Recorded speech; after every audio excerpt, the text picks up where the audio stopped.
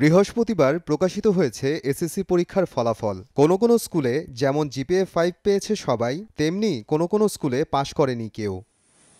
এ বছরের এসএসসি পরীক্ষায় পিরোজপুরের 2টি স্কুল থেকে কোনো শিক্ষার্থী পাশ করেনি।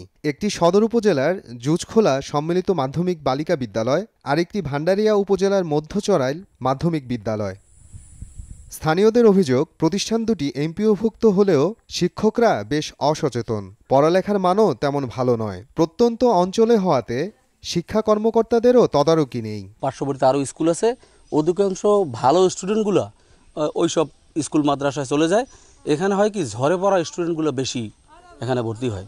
আসা যাওয়ার সমস্যা, স্কুল সব জায়গাতে পানি পড়ে, ছাত্রছাত্রী আজকে ভর্তি হয়।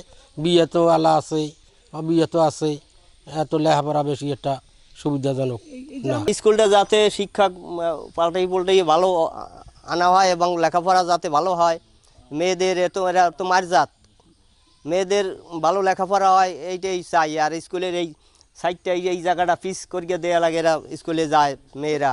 এবছর 12 জনের রেজিস্ট্রেশন করা হলেও পরীক্ষা দিয়েছে মাত্র 5 জন। তাদের মধ্যে 4 জনের আগেই বিয়ে হয়ে গিয়েছিল, ফলে ঠিকমতো ক্লাস বা পড়ালেখা কোনোটাই করতে পারেনি কেউ।